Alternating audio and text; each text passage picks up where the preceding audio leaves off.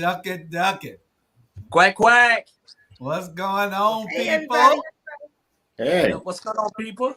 Yeah. Y'all all right? What's up, RG? With the I ain't seen shirt you on? in the month.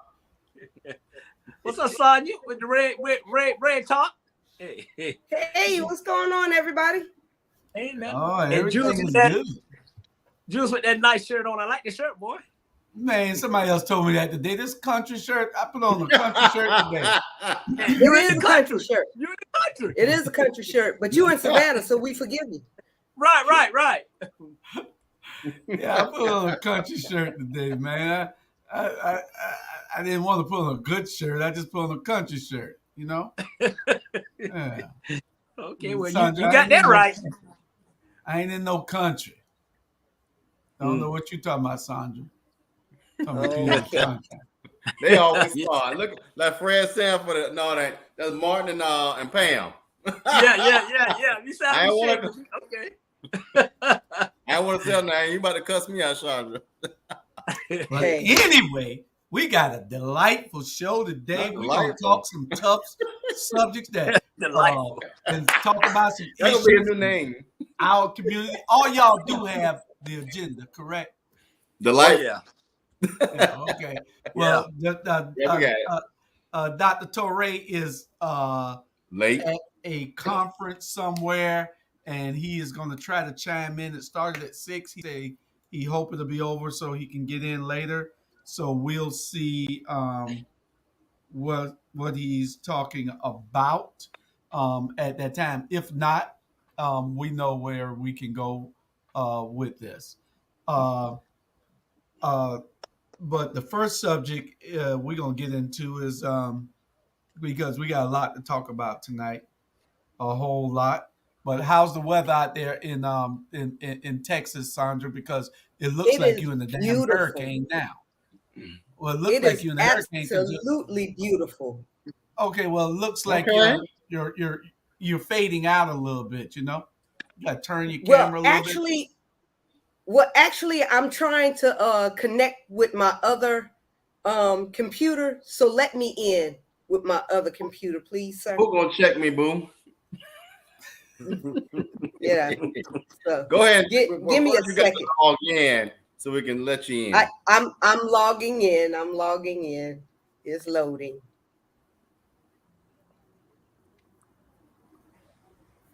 Well, Robin, I don't know what's with my HP. Yeah, go ahead. It's not acting right. Well, we're gonna. I was trying to tell somebody I sent them the link 2 weeks in a row, and I know they're at the CCDC tonight with the candidates giving their little spiel.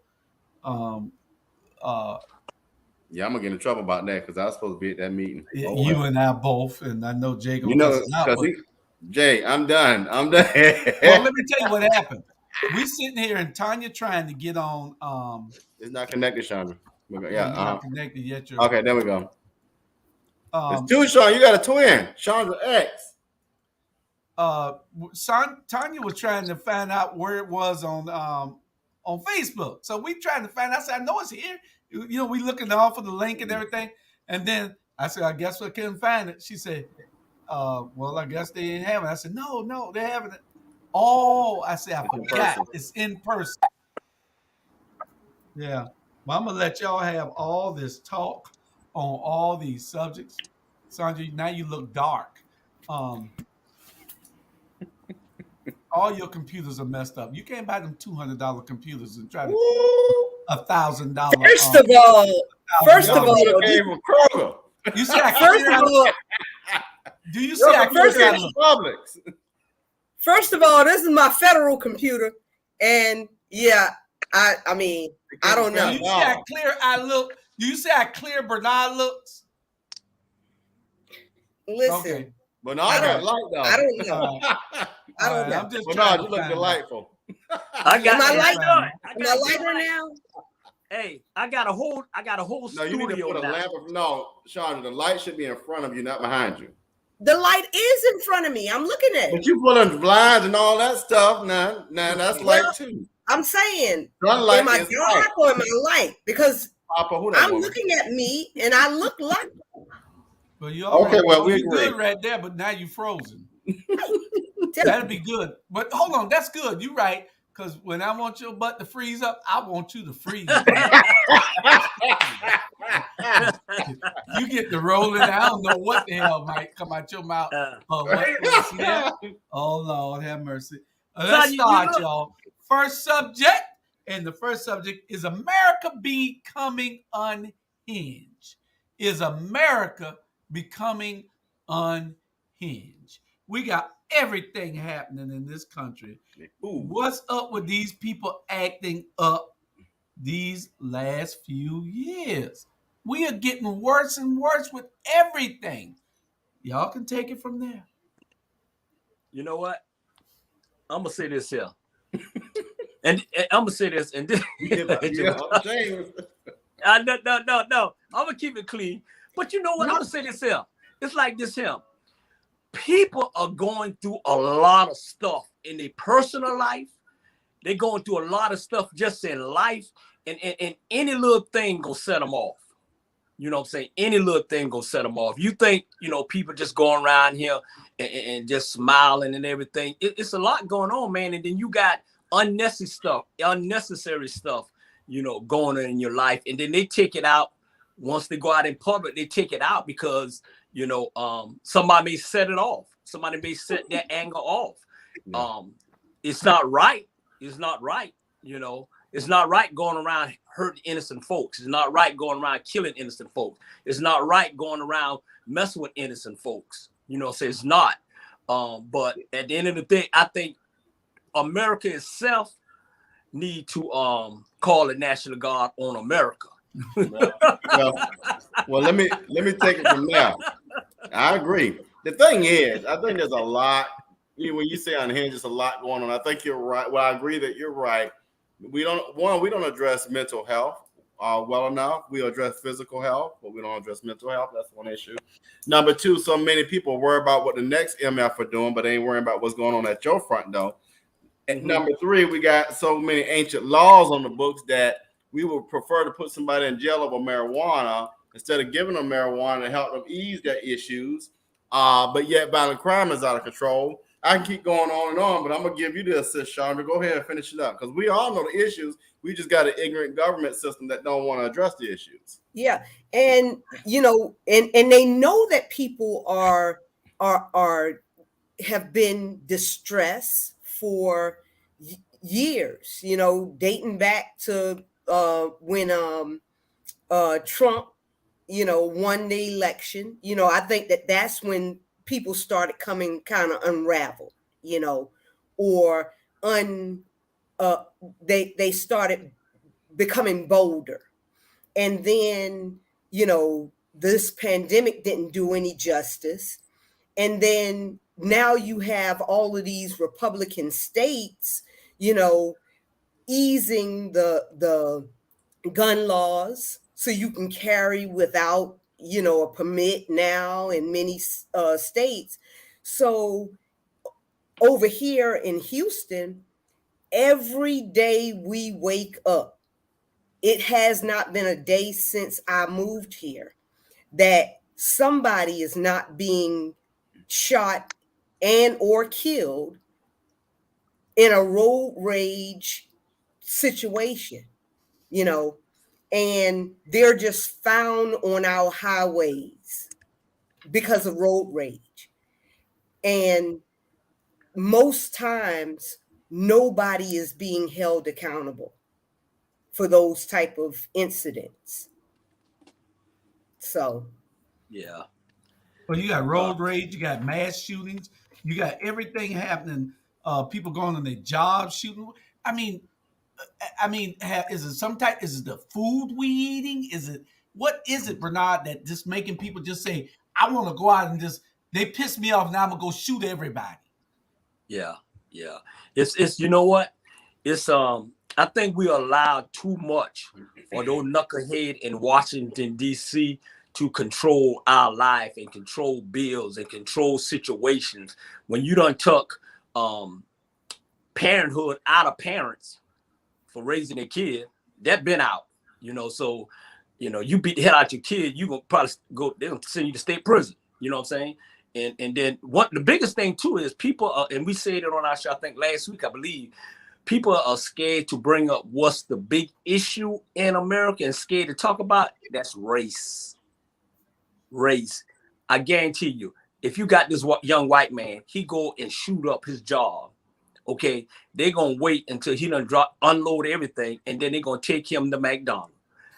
You got another black guy, he go up there and he go shoot up everything. He go at the end of they're gonna call SWAT, they're gonna call everybody, and they're gonna shoot him up and he gonna be gone. You know, so treat until the laws change. This what's gonna happen. You know, this what's gonna happen. We can say what we're gonna say, we can put our heart and soul out and try to help our community, which we doing. But it gonna come a time where when it hit home, we're gonna lose our mind. Trust me. So I think the people in Washington doing a terrible job. Well, they worried about wasn't a textbook instead of worried about fixing violent crime. That's how ignorant our legislators are. That's so dumb. You worried about what bathroom somebody piss in, worried about violent crime. Seriously, you worried about what's in somebody's bedroom, and yet people dying every day. You're worried about putting somebody in jail for drugs when that's a public health issue, but you got people dying every day. They just don't get it. And honestly, I'm gonna call them out. I love them to death, but also I wanna y'all better step up too, because people gonna get your seat because you're sitting by the sidelines doing nothing yourself. Yes. And people are frustrated also. You know, I mean, when they're seeing the injustice, because you know, people that used to, you know, people like myself and a whole lot of other people that used to just not say anything, we saw the injustice, but we didn't feel empowered to say what we saw. But those people have woken up, and now they are frustrated and they feel like, hey, you know, if you're not going to hear me, you know, when I say I need a raise, or when I say I've been on this job too long for you to be promoting white people over me, that I'm much more qualified for. You know, I'm qualified to take this job, but because of the status quo and because, you know, I don't fit the mold, you know, I'm being constantly looked over. You know, this is the reason. I hope nobody don't go shoot nobody because they didn't get a raise. That ain't funny, but see, our families are suffering because of the constant injustice. I mean, not only are we still not keeping up in the work world, we're not keeping up in the housing market. We're not keeping up in every juncture of our lives. You know, being able to get our own businesses and have access to capital to get our own businesses. So when you start compounding all of that, I mean, I'm not saying go kill somebody, but I'm saying these people are frustrated. So it's frustration that's doing it to everybody, and that's what it is. Dr. Torre, we're glad that you joined us. We're talking about, is America becoming more unhinged these days? Why? And what's the problem? You got mass shootings, you got road rage, you got the shootings in clubs, you got everything that's happening, and people are just becoming unhinged. What is your take on this, sir? Your mic is muted. Oh yeah, I know I muted because I was in the car. I'm gonna say this right here. I got a right to be unhinged. I got a right because my people have been persecuted. Yeah. I've been persecuted, so I got a right to be unhinged. I got a right to be pissed off. I got a right to have this anger. I got a right to feel this way right here. that somebody else who can come over here, steal the land from someone, then be given what a king's grant, and they have land from the 1700s. They still got that land in their families right now today, that people go hunting on the property that they got from the King of England back in the 1700s. Or let me go and say this right here. Somebody else, they got land that was taken from other Native Americans that has been their land since the 1800s. And so now, guess what? They got like $5 million or a couple $1 million on that land that they can now distribute to their children. So their children now can go on to private schools and all this other stuff like that. And then they got the audacity to come up to me and tell me I got to pull myself up by my bootstraps when your people stole property from other people and then cause wealth for them, and then you basically say that I cannot be wealthy. I got a right to be unhinged and to be angry and to be mad. That's for me. But for them, they ain't got no right to be that. Just to let you know that. Because everything works in their favor, and this system works on that. And so that's why I'm just saying, so yes, we have a right to, but too many of us are scared to be unhinged about the realness of all of that. Because I might say generations of them telling me to pull yourself by your bootstrap. Oh, don't let me go and get into about VA loans and other stuff like that they got right after World War II. That right now, some of them already start out with a nest egg of $300,000. And black folks, we start out less than that. We start out in the red. And that what I'm saying is not anything that is what Jamal Touré came up with. This stuff I put out in my class. I'm seeing my classes, and they see it in my, and they look at the videos, and they get stunned. Caucasian students, they're like, "What?" I'm like, "That's right." If Newt Gingrich can go and say that there's no white person in this country that can understand what black people go through, Newt Gingrich can say that. You gonna tell me I can't be unhinged? They ain't got no right to be unhinged. You very unhinged with that jacket on. I like that. I like that though. I like it though. Don't be mad. I like the jacket personally. I want to ask you where you got it. I want one. He just mad. He mad. He's I'm just feeling mad it, 'cause Jack. He's wearing that blue and white. That's why he mad. Hey, well, It's all good. I got love. I'm happy. I'm happy right now. But when you said that, I just want to throw it out there because I see so many. That's why I'm just throwing out. So many of us are so afraid to really address this stuff and talk about it. And so just like when Chandra's talking about, Chandra's putting it out there, as far as that I heard, putting it right out there, and nobody goes and addresses it, even the so-called our national leadership. And I said, guess what? If you start letting more of us understand that, we'll know how to address these people. And so that's why when they get upset about something, guess what? We done had pneumonia and COVID. For them, they get a splint in their finger. It's like, oh, a splint in their finger. That's like a cancer happening to them. But guess what?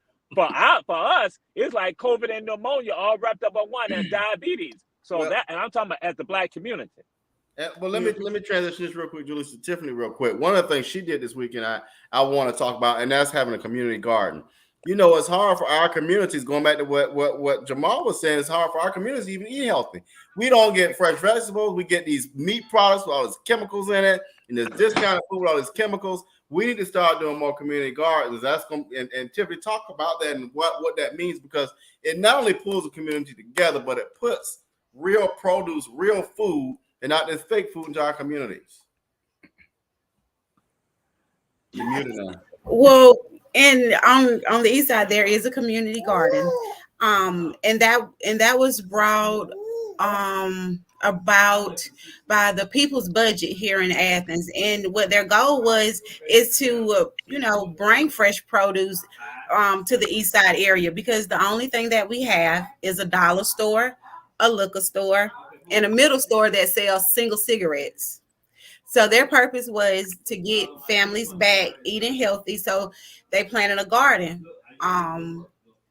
It has peppers and squash, collards, and I think that's about it right now. Everything that's grown up, there is a free pantry right behind what we call the block, and it has a refrigerator and a freezer and cabinets that someone just built, and they just put all the free stuff there. It is helpful, as well as the food bank that's done by a local church here. So they fill the pantry up and it's free.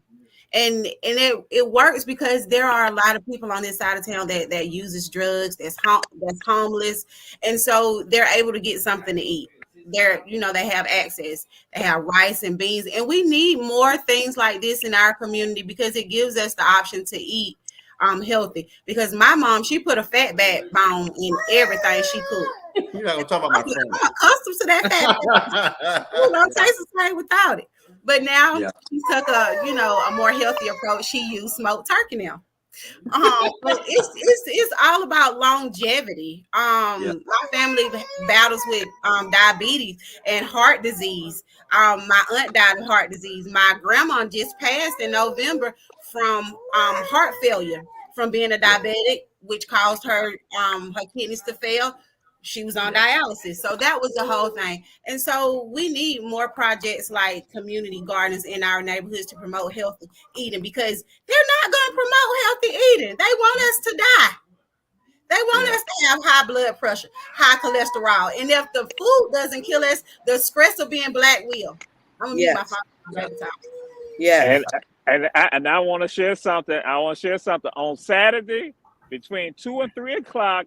I'm going to be in Monty, Georgia, which is a part of Port Wentworth. I'm going to be planting my watermelons right there at Promised Land Farm because they have a rent-a-row program.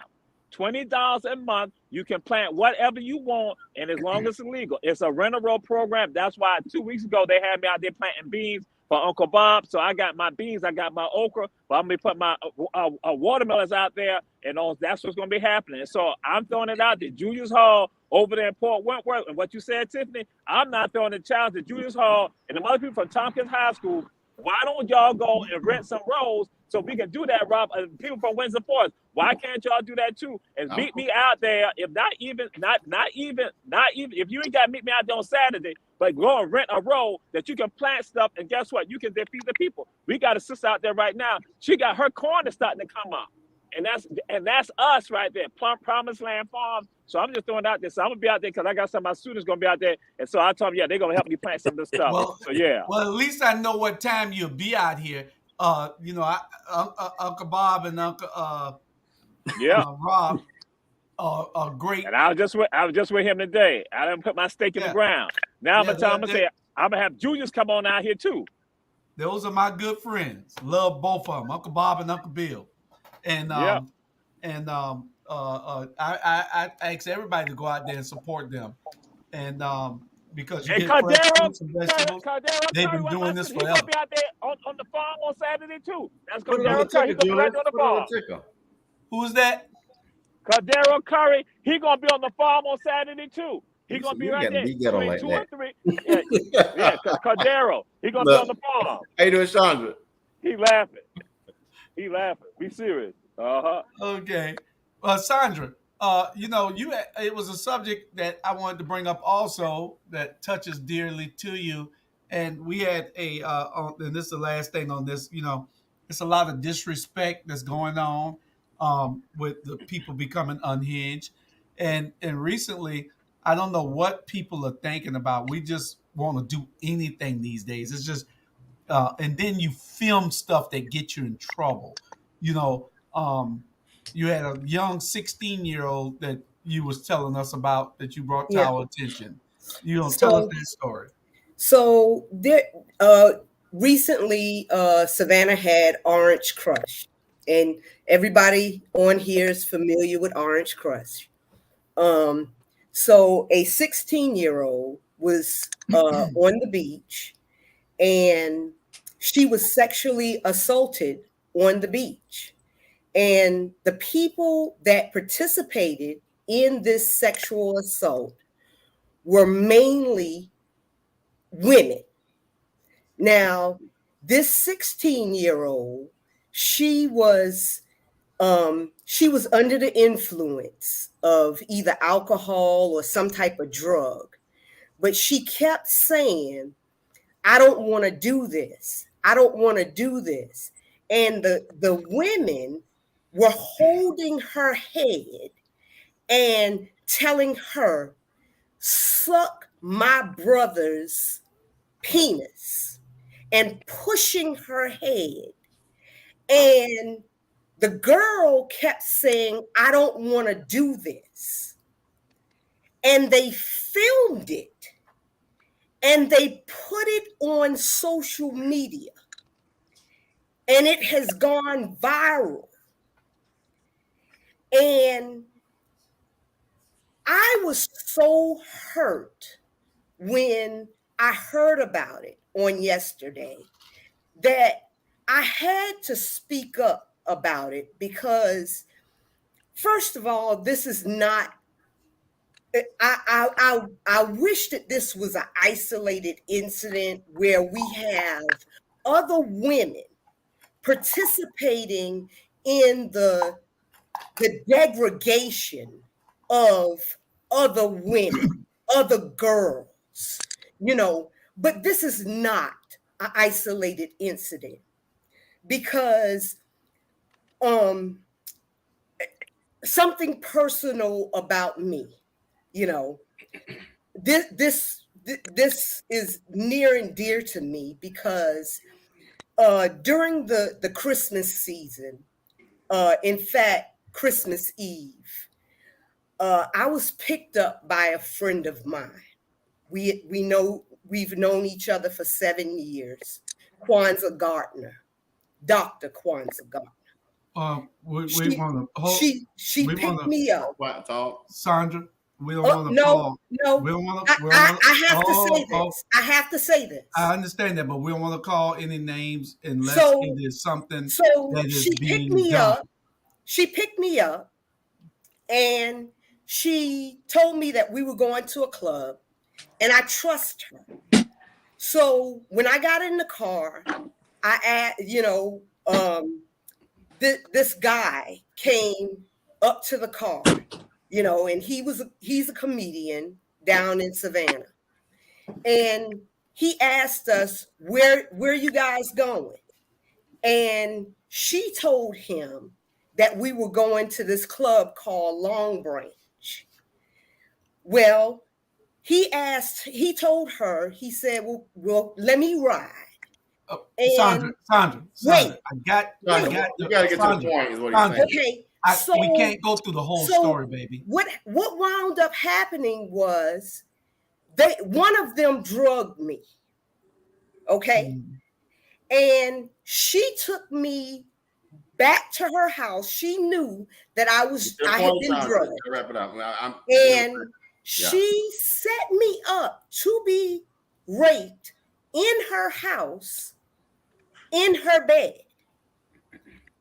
by this man that she knew. Okay. So and then correlated to the story that she was telling us about the 16-year-old. To this story because she also filmed me and released these videos on social media. So let me ask this. Let's bring it full circle, right? We all agree that that's wrong. But at some point, and don't take this the wrong way, but at some point, if it's not reported, maybe it was. But social media is one thing, but reporting is another. So how does one report that or how does one deal, right? So reporting, so you have to report it, and people have to be willing to say that this is wrong, this is wrong, but the police have to be willing to say, hey, I don't care if she lives in Houston or across the bridge or whatever. We have to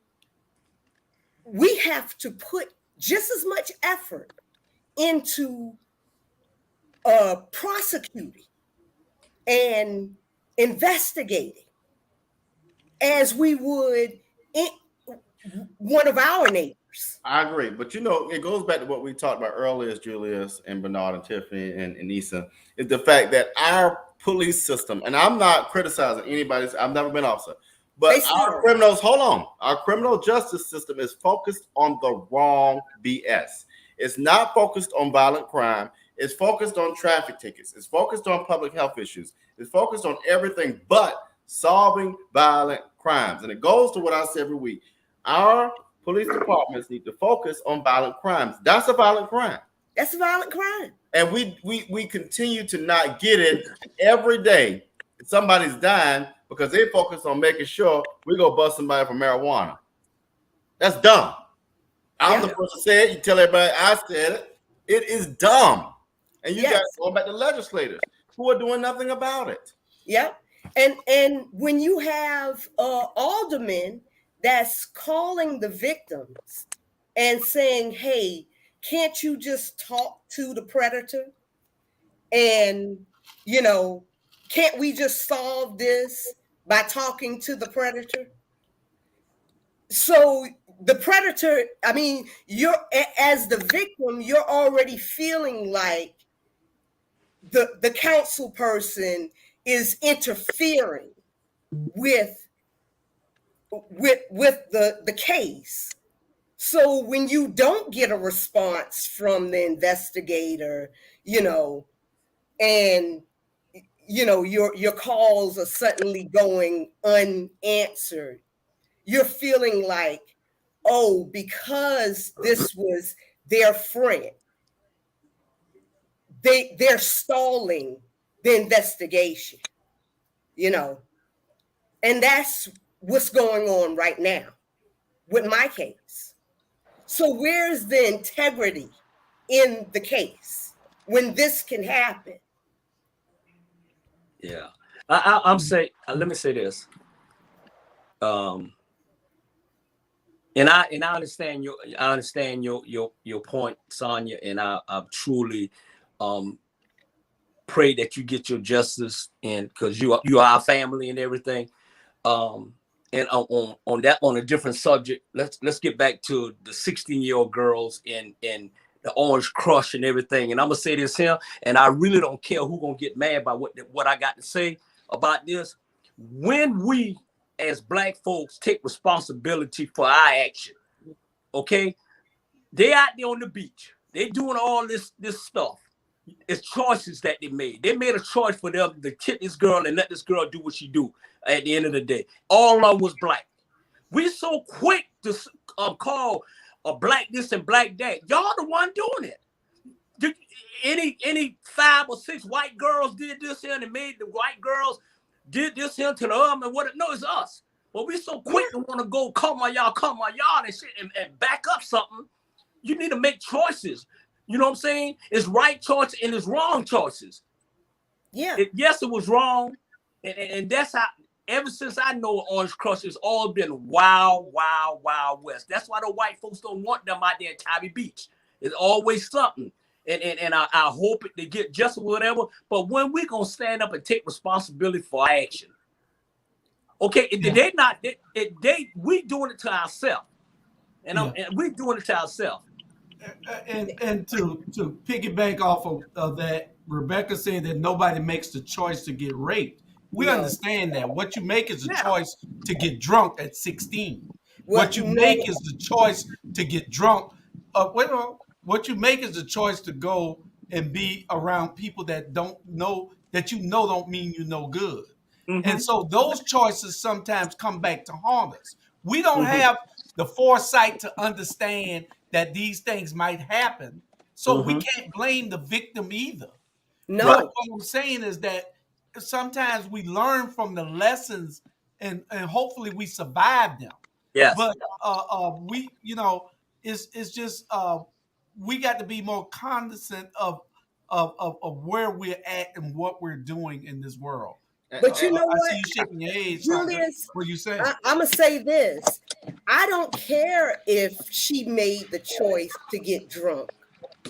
Nobody deserves to. Of course, nobody deserves that. Nobody's saying that she deserved it.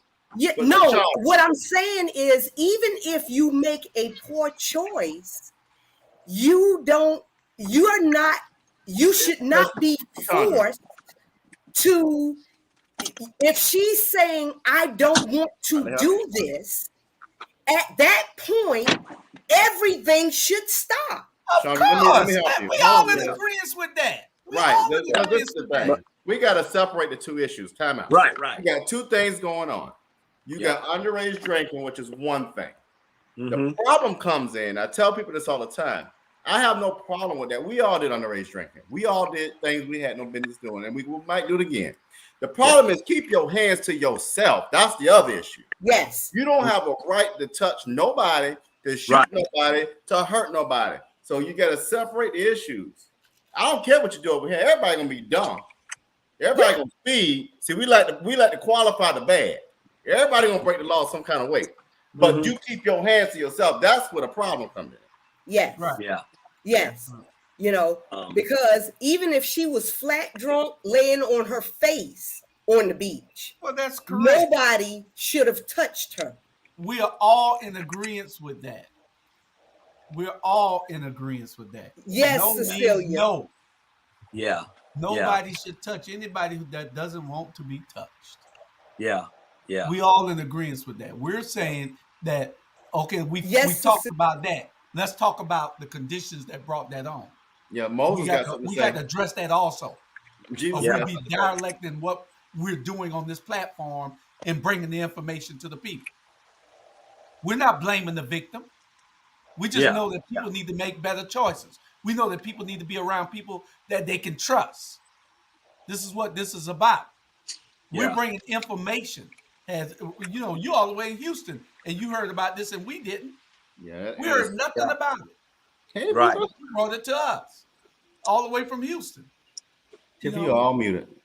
All right, Jesus has something to say. You look a little upset right now. Oh, well, I was going to share this. That's one of the dangerous things that when we start doing this, and we got to be careful about what we're saying, because I would say, going with regards to not that Chandra is saying this, but it is like there is some victim blaming going on, and when we got thousands of people listening to us, this becomes, because it justifies this. And I'll say this right here. That's what has been used against Black folks all the time. They blame us for the issues. That's why when I say I could be unhinged, that again, they blame us for George Floyd, Eric Garner. They were blamed. Michael Brown. They were blamed for their being killed. Tamir Rice was blamed for this. And that's why I'm like saying, we got to be conscious of this right here. And that sister, no matter what, there was no right. That should not have occurred. And what should occur is that law enforcement should get involved, or at least we need to be out there ourselves. So where are we as men right now? I'm saying, where are we as men out there right now, standing up for this right here and addressing this right here? Where are we as adults out there making sure that these kids are making the right choices? See, we can't go and just put it solely on them. And so now I'll say this, throw it out there. Julius Hall, you thought Van Johnson was good. Victor Cooper told you that Van was not any good. So again, our association. So sometimes we are trusting people. We are right. We made a choice. You thought that was okay. Sandra told me that. Sandra told me that Van wasn't no good either. You was the only one that told me he was. Right, it's right. So that's what I'm saying. So with that, sometimes you're not thinking that some people are going to victimize you. You didn't think the Van was going to do what he did to you. That's why, you like saying, hey, wait a minute, we got to question this right here. And that, again, Jesus did not think that Judas was going to per se turn against him like that. We can go and talk about on the other end, but again, when it comes down to it, you're thinking that some people are in your corner, and I don't want to minimize this, but again, it is that we got to be careful about, giving the appearance that the victim being blamed for this, when the wrong, like Robin said, the people who did the wrong, we got to address them. And so now, what do we do as adults that not going to address these people? Yeah. You know what? I said, we're not blaming the victim. Right, That's not what we're doing on this. Yeah. Well, it sounds like you were. But when you say the choices, we got to address that side of it. Hold on. And go back to this real quick. You go to a club, right? You buy a drink. You put your drink down. Somebody put something in your drink. If I said, well, you ain't had no business going to the club in the first place. You ain't had no business putting your drink down in the first place. See how that look? But that's how it's coming off as right. You know what I'm saying? She could drink. I don't give a damn if she drank. I don't care. I got a 16-year. I have a 15-year-old nephew that did some smoking. Oh well. I'd rather him do it in front of us than be out there with his friends. Yeah. But let me say this here. Let first of all, this here. Let Jules clear up what he was trying to say. Everybody talking. He wasn't blaming the victim what happened to her. We're not blaming the victim what happened to her. We're not blaming the victim, not blaming what happened to you, Sonia, too. We're not blaming anybody. We all agree that it's wrong. It was wrong. But it's still sometimes people make the wrong choices in life. shit, I'm still making the wrong choices in life. I'm making I'm making where I need to go to the right, or where I go to the left, or where I need to stay with that, or where I need to leave that. We all making some choices, and we're gonna always make bad choices as long as we're on this earth. Amen. You know, That's it's correct. sorry that it happened. And right. if we looking for the justice system, Savannah Police Department, the justice system to solve this crime, then I give every damn one of y'all $1 million on this show. I'm gonna show up tomorrow. It's gonna be up to the Tybee police and the right. If it was reported, really it has to be up to Tybee and the Chatham County Police Department and the DA's office. But we're not blaming victims. That y'all getting it wrong. But what we can't keep doing is always talking one side. Mm-hmm. We got to be able to have corrective measures also. And we're not blaming the victim, period. A victim is a victim. That's what the word is. They're victimized. And so what we want to do is try to bring attention to people that need to be aware. If you go in that club and you put your cup down and go to the bathroom and come back and somebody done you should throw that away. We got to bring that up. Let Tiffany, let the women talk. Tiffany, what you got to say? I really want Tiffany, because Tiffany about to let y'all have it. Hey, hold on a minute. My mom. Hold on, let me say this. I'm let you. Tiffany, let you see. No. He's scared. He's scared. We love Jamar, and we're not blaming Jamar for wearing that jacket on this show. I like the jacket. We love that jacket. Lord, that's an ugly jacket. Lord, that's nice. I love the jacket. Go ahead, that's an ugly jacket. Jamal, you come on the fresh. Right, I like it. That's nice. Get on, little baby. He look fresh. Yeah, he's the Look like a Chris Rock. If we would stop as a how you gonna take Tiffany turn? As a people and as a community, if we would stop shaming women when these things happen, you know, more women and more girls would feel, you know, because what has happened to her is traumatic. It's traumatic to have, you know, a already bad situation put on Facebook or put on whatever social media site it was put on.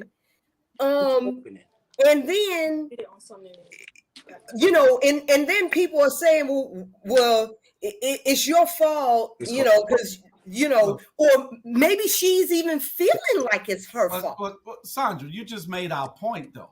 If it's on social media, and it is what you said it was, because we have not seen it, but you evidently have. We have not seen it.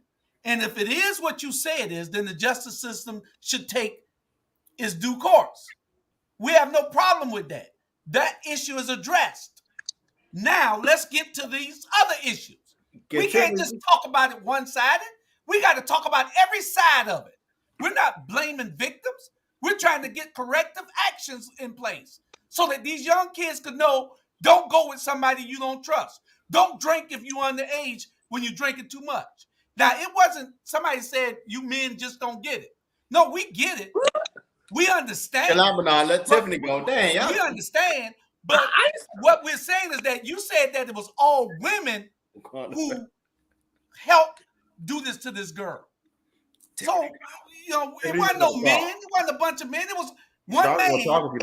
One of the victims, one of the suspects' brother, because you said it was her brother, and she was telling the girl to do that to her brother, and the girl said she didn't want to.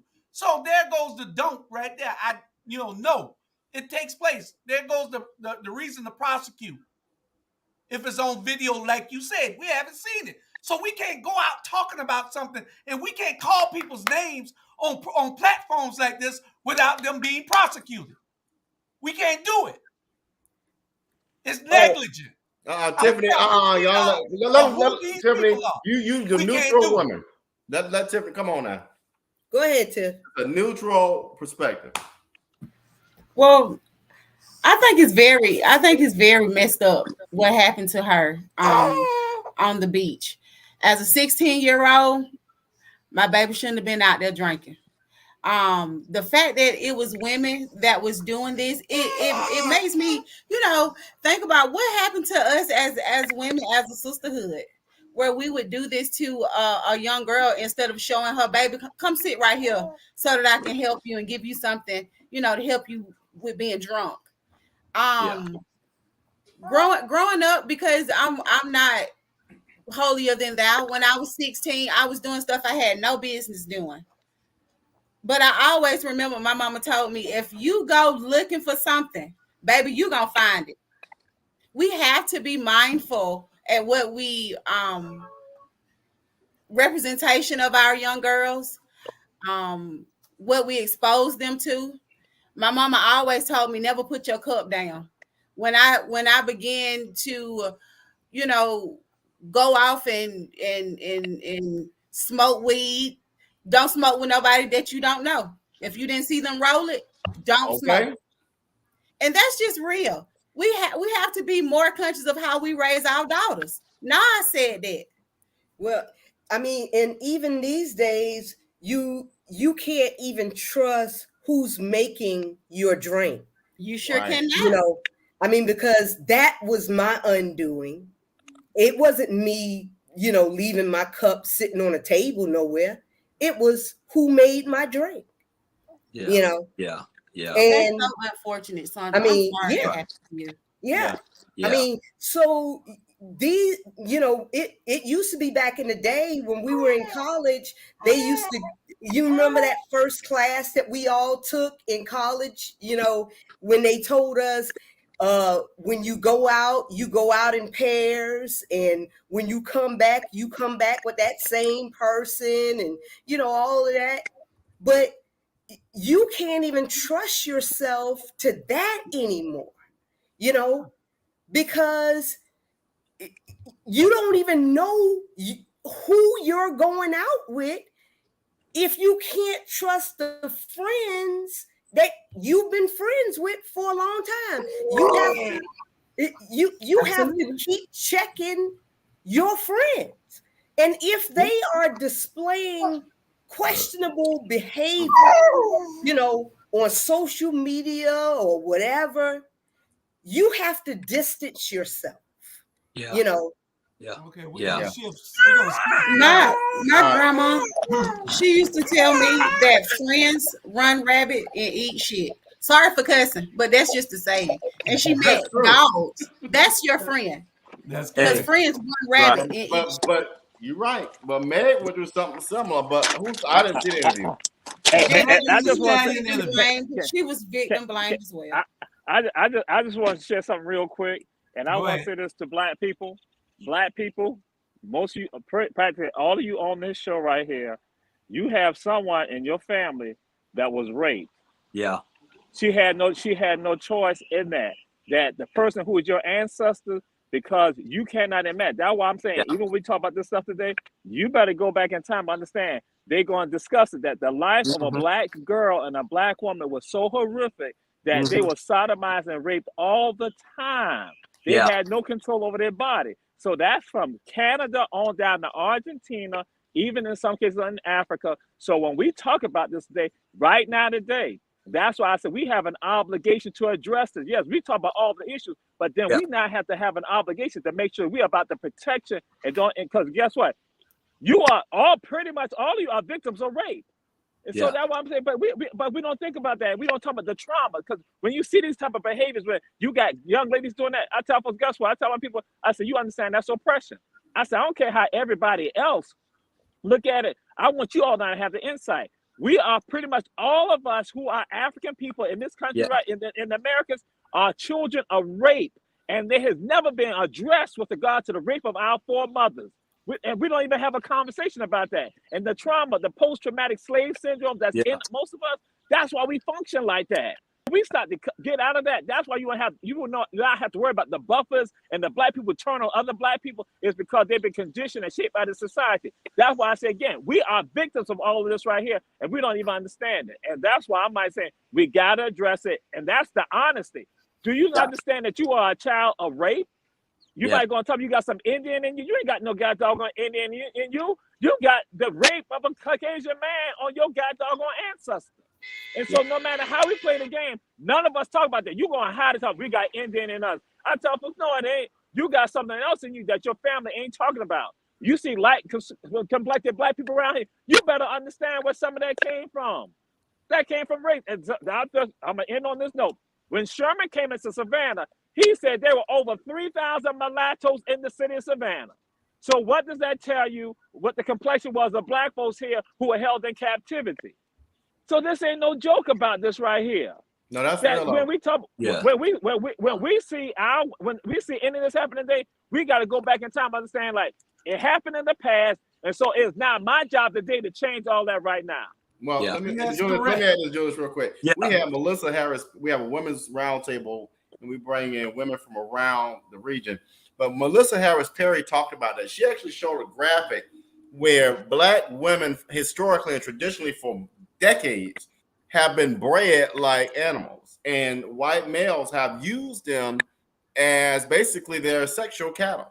There's an image out there that talks about that where you see the white man basically size her up as a sex toy, and that's what Teray is talking about. Melissa Harris Perry broke that thing down, and when you hear it broken down like that, you like, wow. I mean, black women in this country have always just been sexual objects. Period. That's how they've been treated. And that's the way that this country looks at things. It's really the way the world looks at it when it comes to men and women. But that's the last word we're going to have on this subject. We're going to move on to our next subject, and it was Megan Thee Stallion, if I'm not mistaken. Yeah. Real quick, we're not going to spend a lot of time on it. Did y'all see the interview with Megan Thee Stallion 2 days ago? It was her and Rob and Gayle King. And Gayle King was asking her, and Megan Thee Stallion was on there crying and everything. The guy done shot up the car and ended up shooting her in the leg, trying to shoot the other girl. And then when the police come, Megan said that she cut her leg.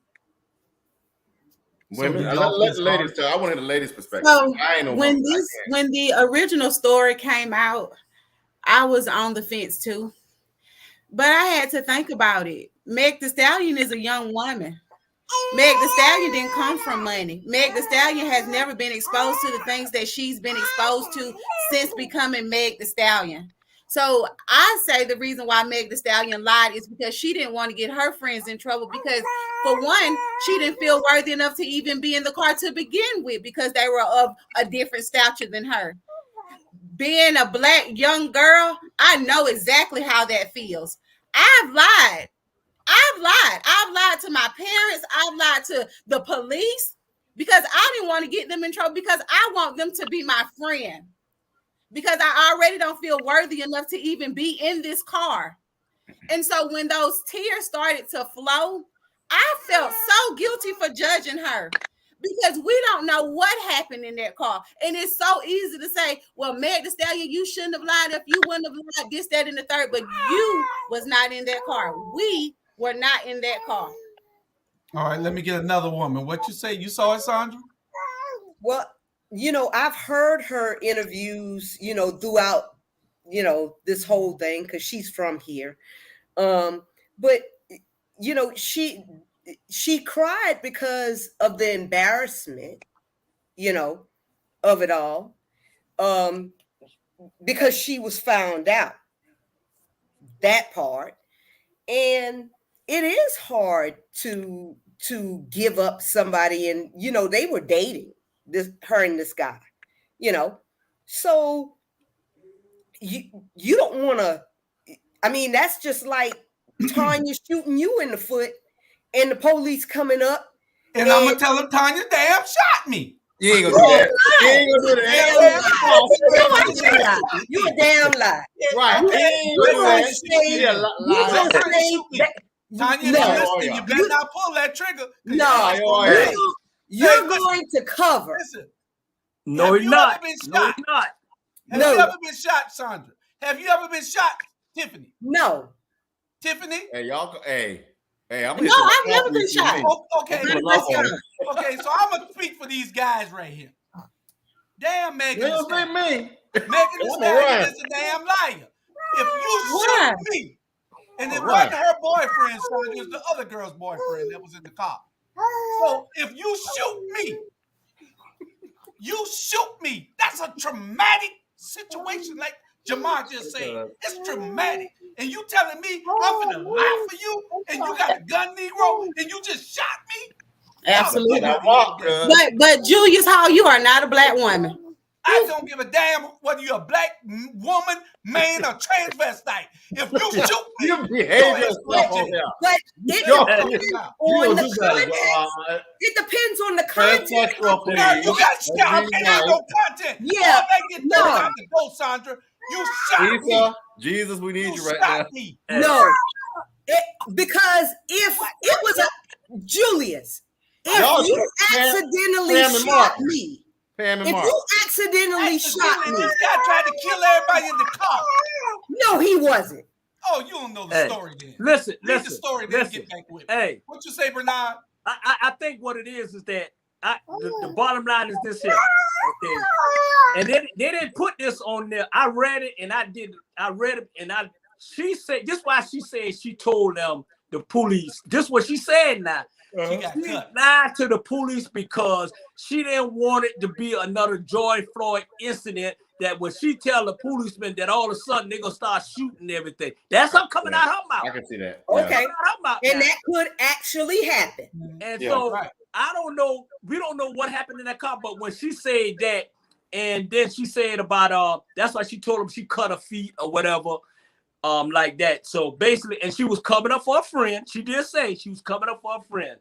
So at the end of the day, we don't know what was going to happen or what would get right. But if you were with somebody and you in the car and this fool starts shooting up the car, come on. Okay. So with the whole tears and the comment you had made, Sandra, you thought she was crying because she was embarrassed. Do you think she could have been crying because no one believed her because of who she is? Because she lied. She told the police when the police got there. Y'all didn't see the film. She walking backwards. I've been following it since it originally happened. She walking backwards. I do believe that she was crying instead of falling on the ground saying, "Get me help." Do you know that some people die from getting shot in the leg? But she got shot in the foot. If you get hit and hit a vein, you could bleed out. If you don't get help, why would you tell the police I got cut? We're still getting now all the police coming there because somebody done called about the guy unloading the gun. Really?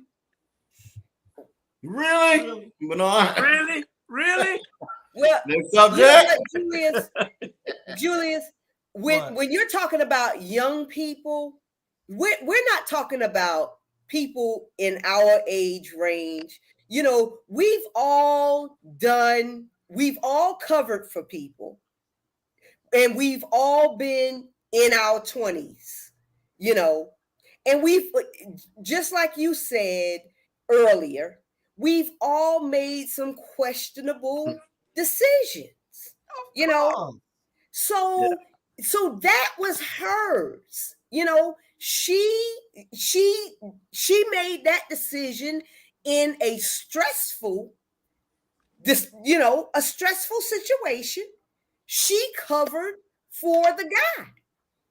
This is her best friend's boyfriend. This is her best friend's boyfriend. You know what he'd be if he was her best friend? If this was my best friend's girlfriend and she shot like that, she'd be asking where the bail bonds at. That's what the hell she'd be asking. You done shot up a car trying to shoot that person and shot me. I don't care. And then you ain't watch all them nights. You gonna shoot my pinky? And she knew the gun was hot. Go on, shoot it quick. Really? She knew the gun was hot. Come on, this is a rapper in that world. They know what they're looking for. They know what brings. Have y'all ever heard her raps?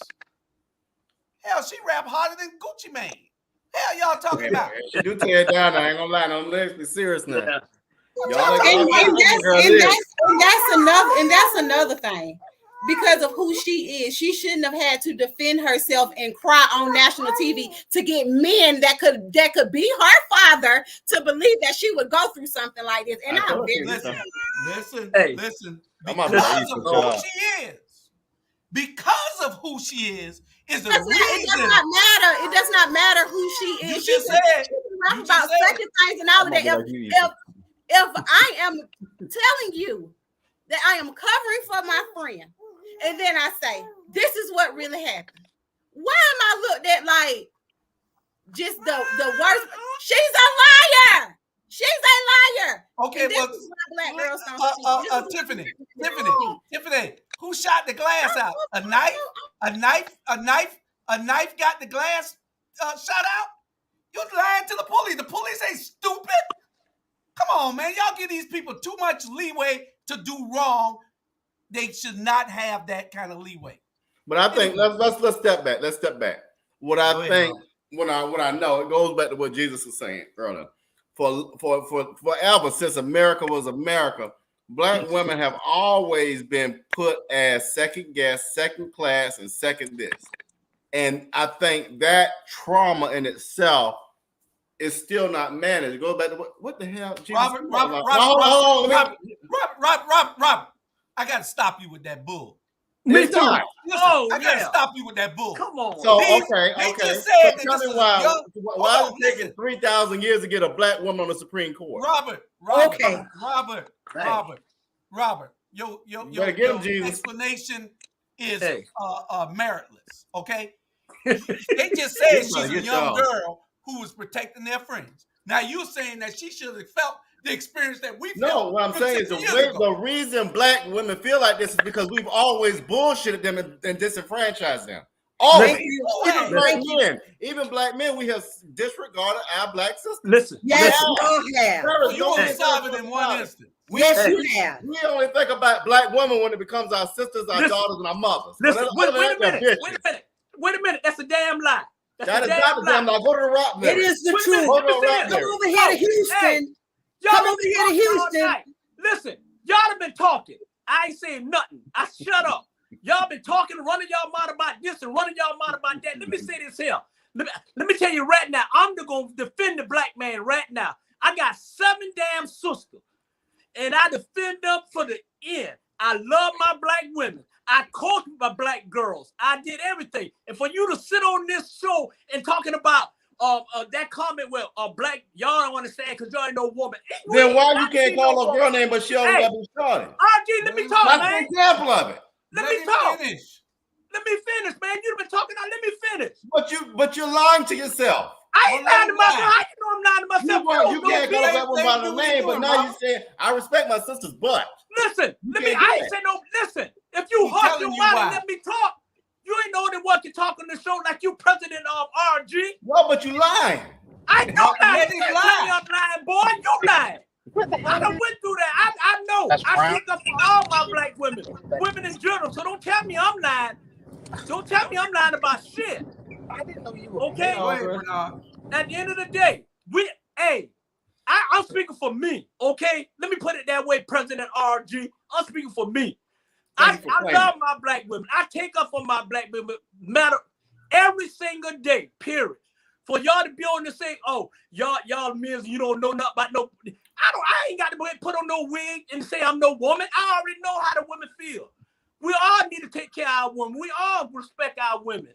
Period. All us on this show. So stop taking what the hell we saying out the wrong goddamn context. That's right. But then don't say it that way then.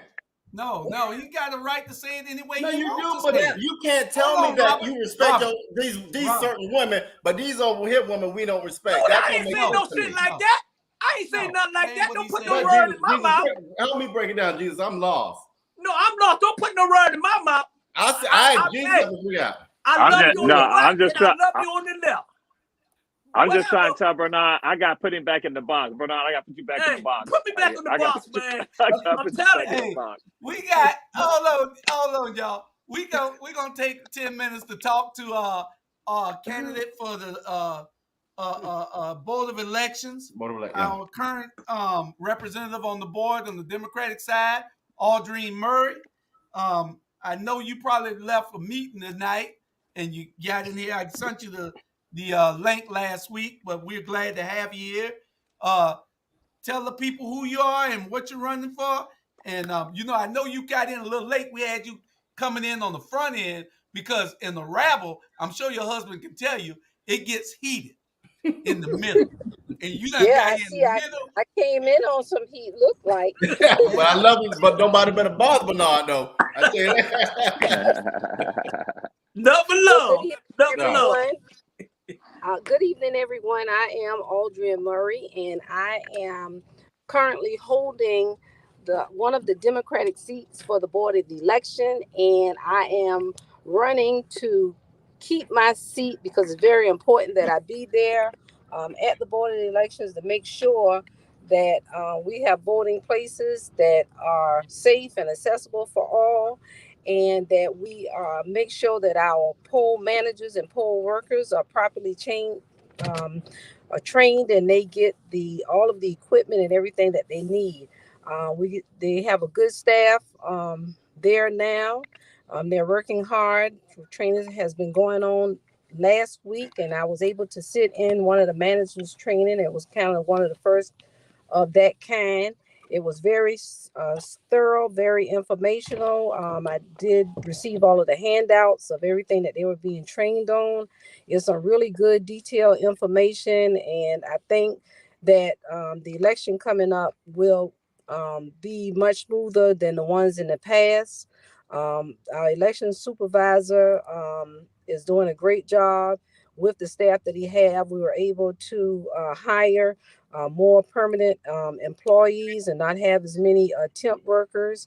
And some of them who have been temp workers and was loyal enough to stay with us when they could have leave and go somewhere else, stayed, are now permanent full-time employees at the Board of Elections. So we have went to the training, and the state was there, the Secretary of State and some of his staff, and also the legal team was there to answer the questions and explain to us about the bills and things that were happening and all of the changes.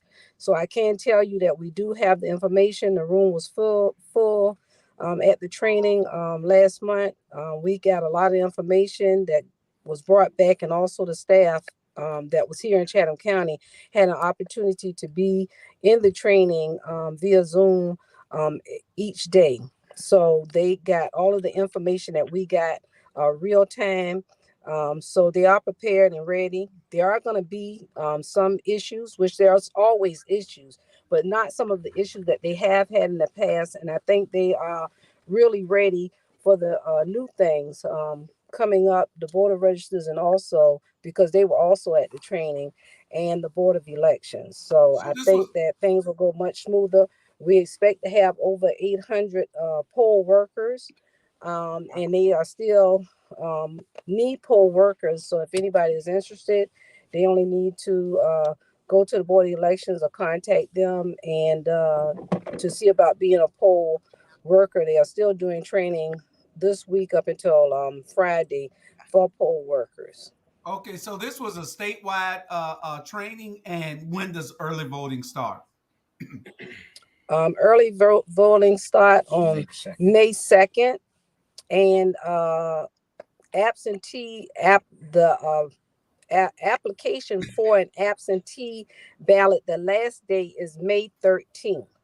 But you probably want to take it there if you can, because it'll process faster, because it's going to take about 2 weeks. And even now with voter registration ending on the 25th, it's going to still take 2 weeks for that process. But people simply need to go online and check to see on my voter page to see if they are registered to vote.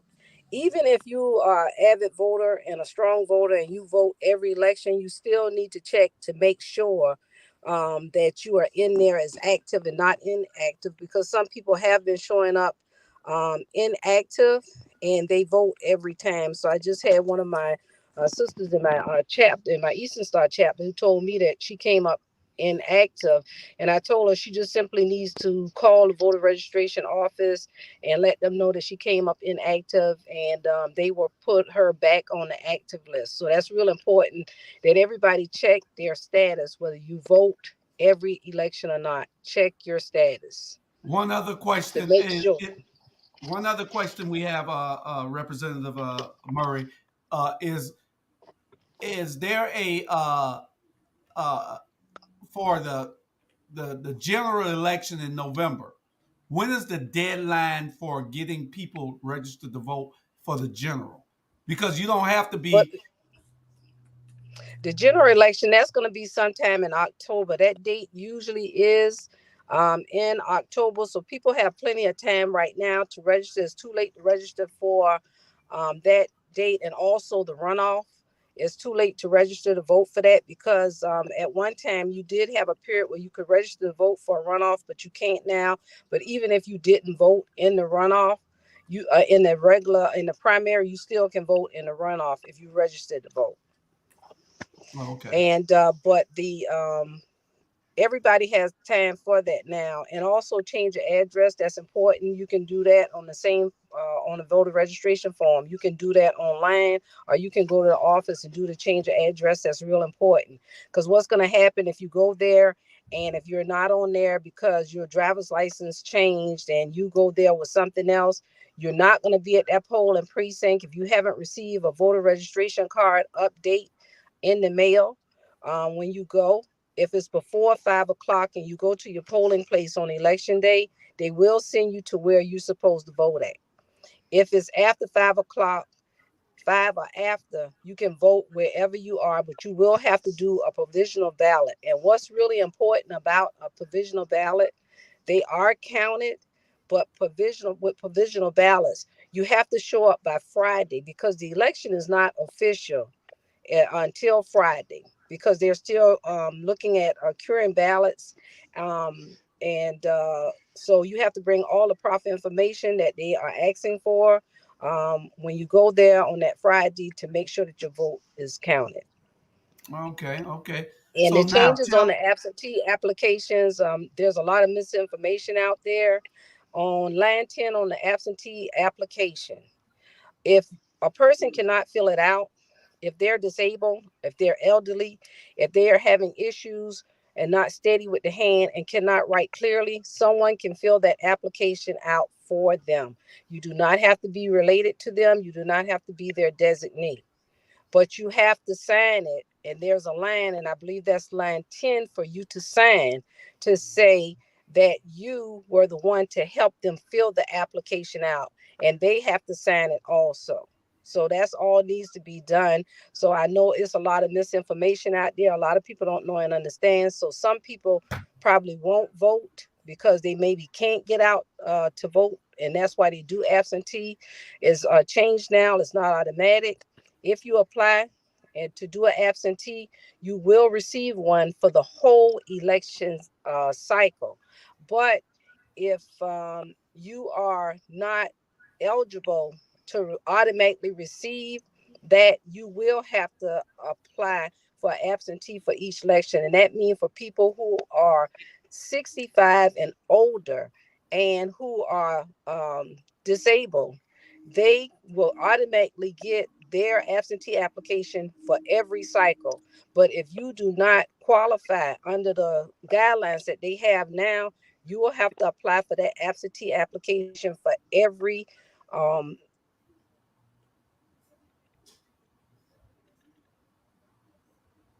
the runoff. They will have to apply for that also. And they will Okay. have to apply for the general election. So people, that is one of the changes. And it's a lot when you go to the site to read it. And it's kind of hard to decipher through and to understand. But basically, that's all it's saying. If you're 65 and older, then you're going to get your ballot for the whole cycle. But if you are not, you have to apply each time. Okay. Well, we're So gonna we probably. expect for there to be less absentee applications on this election cycle, and probably a little more in-person voting in different precincts where there's normally a lot of absentee ballots that come in for those particular precincts. Well, We have a lot of elderly communities. Representative Murray, what we're going to Robert, Dr. Bryant up top there. Any other questions? He will be contacting you to appear on the Watchdog. If you all are talking to me, I can't hear you. You can't hear us? Can you hear us? Okay, we'll give you a call, okay? I can't hear you. Okay, we'll give you a call. My mic is on, but I can't hear it. Yeah, I don't know what happened, but we'll give her a call. And Representative Murray, if you can hear us, if you're watching, your mic went out, and we'll give you a call. Dr. Bryan will give you a call to appear on the Watchdogs. Okay? All right. You should get them. Thank you for coming. Thank you for coming, Murray. Don't be mad. Don't get scared. God. Can I let No, you Bernard can't let him out. God? No. Okay. No. Hey, you know what? I'm gonna say this here. Hey, RG. That's Jesus hanging in the boom me. Hey, I'm gonna say that, RG. I see your ass Saturday night. I'm gonna send you American After Dark link, and we'll pick this up on another show. I got something for you. You gonna shoot me in my pinky toe quick? That's right. I got something for you. And you got your little sidekick telling me to get in the box. I'm glad you got that other jacket on. I got something with both of y'all saying. But you know what? I'm gonna tell y'all. Have y'all noticed the subliminal messages that society is sending Black men in commercials that they're not sending white men? Okay, if you look at most commercials these days, you will see Black men on these commercials with white women, but you'll rarely see black women on commercials with white women. I mean with Black women. With white men, right? And I feel some kind of way. I live over here in Houston, and I can pass by 5 couples, and I hardly ever see a Black man with a Black woman here in Houston. And it makes me feel kind of some kind of way, because it makes Black women feel, me as a Black woman, feel like you guys are protecting everybody else but us. And that's a good subject for a show if you call me on Monday or Tuesday and let me know that that's going to be your subject. What you say, Jamal? That should be. I'm going to say this. I'm saying the Caucasian woman that I'm dating right now, I mean, that's not anything subliminal. And she and I were on Baxter Street like 2 weeks ago in Athens. We were on Baxter Street 2 weeks ago. Hey. It's just love. It's just love. You know what? Bernard taught me that. Bernard taught me that. On Baxter Street by Razor Cane. I'm on campus. That's where he found her at. That's why we the number one show on this platform. That's why we the number one show on this platform. But we finna get into some. We finna talk. That's so messy. We got about 4 subjects left, and we got like 35 minutes with 30 minutes with 4 subjects. I mean, so let's get to them. 2 billionaires, Bill and Elon. If you got your agendas, y'all know what they're doing. One is buying all the land, and one brought Twitter. So what's your thoughts on it? If you know anything about it, what's your thoughts on it? You can go first, Tiffany. I think with that amount of money, we just have to watch them. And I ain't trying to be racist, but we got to watch them white men. We don't know. We don't know what they're trying. That's it. That's all I. Mm-hmm. Ladies, Sandra, you next. I don't trust what they're doing, but I don't really know, you don't really know what they're trying to do. One is trying to control the speech, the communications. And then one is just buying up all this land, and you don't know why he's buying it all, Hey, yeah. And then you got these other white men going up to the up in space. That's Elon again. Are they That's him also. That's him are also. they colonizing? Yeah, Bezos. Y'all think they colonizing space? Mars. Bernard.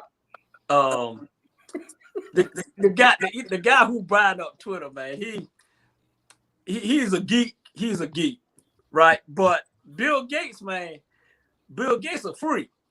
So that's the best comment. I want the touchdown, but I can't. Bill Gates a freak, man. Yeah, you mean to tell me, hey, Bill Gates had to pay his wife all that money to get out something? You mean he paid all his wife with all that money because he buying up land? He's a freak, man. Come on. Damn. Hey, he buy that land for something. Trust me. He buy that land and Donald Trump gonna be on one of those lands he buy. Man, trust me, these white men, they freak. They love women, but they love black women. It is. Tell it like it is, man. Hey, they something else, man. I'm telling you. And Robert, I ain't got anything to say. That was a touchdown. I ain't got anything to follow that. You really hit me have lost word, but I'm gonna go before Torre. Before Jesus. I'm gonna go before you. We don't give a damn about Elon Musk buying Twitter. Twitter might go out of business next week. It's the worst deal he could ever make in his life. He's dumbass. Right. 44 billion. He could have solved world hunger with 44 billion. I agree. He ran here throwing money away on Twitter. I don't even have a Twitter account. Right. I think I do. I never use one. I'm still trying to find black Twitter. Oh, I got a Twitter account. Yeah, me too, we don't even use it. I don't want to see his commercials. I don't want to see nothing. He said he brought it so he can cancel it. That was a lie. He just made that joke last night on Twitter. I brought it so I could cancel it. But Bill Gates is the one that we need to watch. Bill Gates is the sneakiest guy on this planet. Bill Gates told us about this pandemic that was coming. He knew it was coming. He said that we need to get rid of these people on the earth. Bill Gates is buying all this land, which I know the professor will tell us in a minute. They're getting ready to gentrify everything. So, because he's taking it on a different level than we do. So he's taking deep. We talking about Unhinged, and he talking about something. I don't know where he went at with it, but I connected it. I guess he came in late and didn't know where we was going with it. But anyway, I know the professor's going to take it a different place. But Bill Gates is who we need to watch. Bill Gates buying up all this land, like you say, Bernard. He got to have a girlfriend in Mississippi. He got to have a girlfriend in Georgia. He got to have a girlfriend in North Carolina. All over. Yeah. He ain't got to worry about that no more. He ain't got no wife no more, so he keep his girlfriend out of his business. Oh. Yeah. That's correct. Trust me. Which one of these men that we need to watch more? Hey. Well, I'm gonna say this: when I say unhinged, I say I got a right to be unhinged, and so but Caucasians don't have a right to be unhinged or use that as an excuse. I'm gonna share this with you. You need to be concerned about both of them because it's deeper than what you even realize. Because what Elon Musk is going to say with regard to Twitter, even though y'all don't have Twitter accounts, guess what? The very people y'all talk about, young people and other, guess what? They have Twitter. They're on Twitter. It's TikTok and Twitter. And Instagram. So, but they are on Twitter, and not only them, these are athletes and entertainers, and also even Trump. That's why Trump is even on Twitter. And Elon Musk has gone and said that basically this is like a courtyard for anybody to put their views out. So, what is going on? Some people are like saying, "Wait a minute," he's not saying that there are no restrictions. So, the type of stuff that y'all hear about Black people being killed and other stuff like that, and celebrating that. That's what Elon Musk is like saying, I'm not going to stop anything. So that's why liberty groups, First Amendment groups are concerned about this. They're like saying, wait a minute. He said he ain't controlling nothing. So hate speech can become the way it is right now. So when you see, I'm just going to throw it out there, you see your brother or your sister get killed on the streets, and now you have these people go and celebrate your brother or sister being killed on the streets, or saying that a black woman being raped, that is okay, guess what? You're not going to have any control over that on the Twitter. Not anymore, because Elon Musk is saying people have a right to do whatever they want. So now you have a deeper case of the poisoning, because we know the poison has been happening to us through media. They're not allowing more. He's going to allow more of the poison. So now it goes to this right here. And Tiffany threw it out there. Robert threw it out there. And some of us have been throwing out there that we need to be feeding ourselves, because with regards to this, that right now, part of what people say with Bill Gates buying up farmland. So that means that some people now control your food. And a good brother of mine, friend of mine up in Spartanburg, South Carolina, and he and I said this right on the street here, Montgomery Street in Savannah. We said that you can't have a revolution if you can't feed yourself. You're not allowing somebody else to not control your food. So not even just with regard to a grocery store, you got somebody else who's not control your food. So if they want to create starvation in your community, starvation can occur. If you want to have other issues, you want to have genetically modified food and other things going on, you not have two people who are one controlling your mind and the other one controlling your body. So don't think that y'all thinking that they're all separate. No, it's not. This right here can be poisonous for us mentally and with regards to even our bodies. And so what do we do about it right now? How do we counteract that? I think that's what we need to be talking about. How do we counteract that? What are the steps that we need to take with regard to control it? Because one time black folks in this country had owned 13 million acres of land. It's now down to like 3 million. And so then with some of us right now, that's not even farmland anymore. It's now, we just own our properties in the house that we live in. And so, there's some things we need to think about.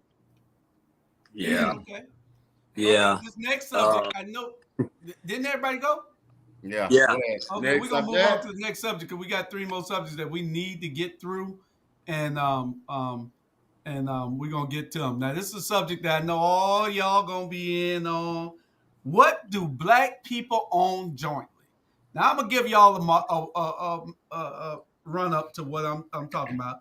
The gas stations are owned by the Indians. Oh Lord. Hotels are owned by the Arabs and the Indians.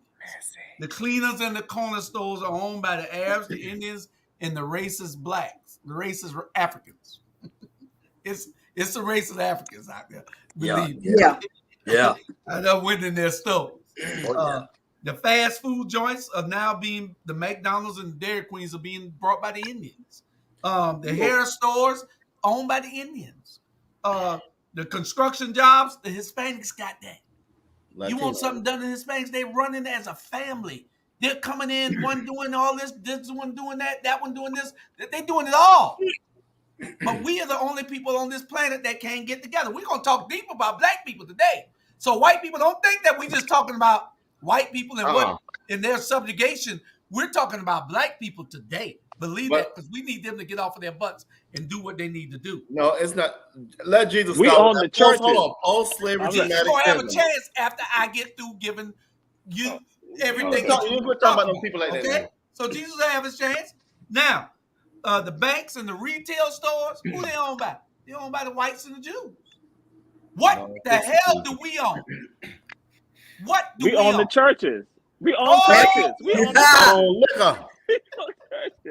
You own nail shop. That's what we own. You're right. We own the Caucasian Jesus. That we own. You are exactly right. We own the churches. You are absolutely correct. We got 985 damn churches in Savannah, Georgia. 985. And all years ago. And all of them got different religion. And all of them preaching different things. All of them got different Bibles. All of them got different pulpits. A good thing I heard today, Jamal, I'm glad you brought that up, because I wasn't even thinking in that ring. I told you that's why we got you here, because you think outside this box. Because the preacher gonna tell you, give your money to the Lord. My pastor who address they give. Pastor LD Jamal the Bryant, Lord, New Birth Missionary give you Baptist Church, don't do that. that. So y'all go ahead. Y'all talk about it. I don't know what Sandra doing up there, but we're gonna let her go And first that because wine, we that's let that her go last. wine. We'll be here all damn day. That's like Well, wine. we own nothing, and that's by design. I mean, that's by design. I talked about it earlier. I mean, y'all ain't mad yet. I'm mad. I got my. Jesus mad. Mhm. So I mean, Right. I'm done. Tiffany. What? Sandra is absolutely right. It's by design. When Jamal was speaking about how they gave white people land after the war, black people fought in that war. They were denied homes, they were denied loans, they were denied so much more that they didn't even apply anymore. And Exactly. we are the descendants of that denial. We have been since then, we have been reaping what was sown into our forefathers, our ancestors. And this is what we Robert. are today. Well, I think it goes, and I'm going to defer my time. The senator from Georgia defers his time to Jesus, because I believe totally. I've seen something about this, but post-slavery traumatic syndrome. I can't. I don't know if I'm getting that right, but that's a real thing. So I defer. The senator from Georgia defers to Issa. We're Oh, gonna hold on. We're gonna Well, you can't take my because we time know- back. Reclaiming my because we time. know- we know Reclaiming my that time. you yield your time. Reclaiming my And I'm time. the chair. I'm the chair. We're gonna get your time has been given over to Issa. We're going up to Bernard first because we know that Issa's going to go outside the box, and so Bernard, go Reclaiming ahead. my time. Hey, I'm trying. Let me say this. You know what? We don't own shit, right? But we control basketball, we control football, we control rapping, we control stuff. We control stuff. So when you say own, no, we don't own nothing, but we control a lot of stuff. And most black people, you know, like the NBA, yeah, they got a white commissioner, but the NBA is run by the players union, LeBron James. They got money. They control all that. So when you saying control and on what we own, no, we don't own really nothing in here at the end of the day. But you can control your access to what you do. And the number one person, I guarantee you, when you talk to any young person 4 or 5 years old, and you ask them what they want to be, the first thing they say, I want to be Steph Curry. I want to be there. They ain't gonna say I want to be a doctor or a lawyer, any of that. They most parents are live through their kids, if they're an athlete or whatever, trying to get it there. So at the end of the day, no, we don't own anything, but we control a lot of things. Okay, Issa.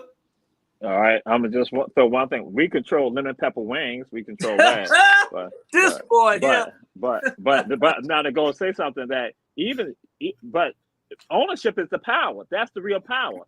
Just to share this with y'all, like in Savannah, we control restaurants and businesses in City Market in Savannah. But guess what? You know what the real power was when we had City Market is when we had owned the building. Controlling that, because guess what? Even though you might have LeBron up right there, guess what? They're not the billionaires. And that those billionaires are the ones who impact, because see, that's entertainment, right? That's entertainment.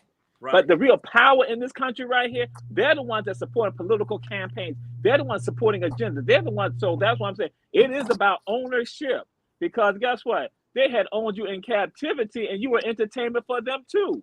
But they had owned you. So that's why ownership is important. That's what, again, I'm going back again. Yeah. Even Dr. John Henry Clark said this. He said that we don't even own a plant, a factory to even make pens. He was like, when we start owning stuff to really, and that was it, owning things, that's when we not have power. And right now, we don't have power because we still are subjected to other people. And we might, if they want to take it away from us, guess what? We all fall apart. And so now, I'm just going to end with this right here. NBA Youngboy. Some of the people out there know about NBA Youngboy. Where he stays at, his next door neighbor is Stan. Stan is Caucasian. Stan is like a broker.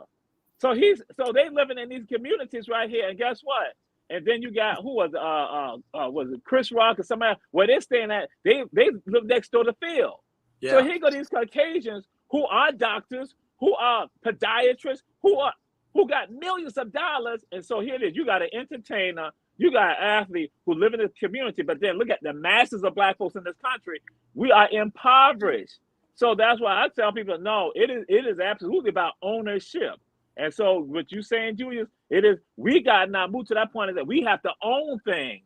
And that's why, again, it's not just because you as a worker, that don't mean nothing. They can take it from you at any point. And guess what? If they want to groom some other people, look at what happened in baseball. Black folks were playing baseball. But guess where the black folks were playing baseball coming from? From the Caribbean, from Central and South America. Black folks at Black Americans, we're like 5% of the Major League Baseball right now. And guess what? If they want to make that plan, if Bill Gates and others want to make that plan, to not say that, guess what? Y'all ain't playing NBA basketball anymore. Guess what? And who were the ones playing the NBA initially? It was Caucasian Jews that were playing basketball. Yeah. So I'm just saying that we got to be about this thing about ownership. It is crucial. If I want to go on Baxter Street and own some stuff on Baxter Street, I need Tiffany to help me with regard to that. If I want to go on West Broad Street and own some stuff, I need Julius Harlem to help me with that. If I want to go own some stuff, you know, in Houston, you know, I need to be right there. If I'm in the Fifth Ward, I need to have us in positions of power to make that happen. But then we got political leaders who are afraid, and you got business people who are black who are afraid also to look out for black people. Yep. Yeah.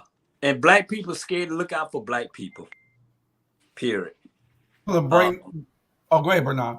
It's like, I mean, we basically, to be honest, man, we as black people, we comfortable. We comfortable of what's going on. We comfortable.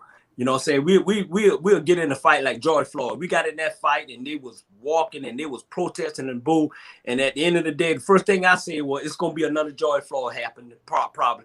You know, it's happened for a whole year, then they stop, and then we moving on. You know, now they don't forgot about George Floyd, and then it's like this when y'all had this text going on about Crump and all this or what he in it for. Man, black folks are in it to get it what they want to. You know what I'm saying? They in it to get what they can get out. I have never seen, and I do not like them. Every black folks' lives matter. But they come out when it's high profile case, when they done put a neck on this man, put a knee on this man's neck and on public, and they done, and you know, and it's shown. That's when they come out when social media done blow it up. Now they want to come out and represent. Man, represent get the hell up. I don't want none of them to represent me. I represent my own self and go to prison before I call them any day. And you got these period. I want to bring those two things together. Jamar talked ownership and you talked control.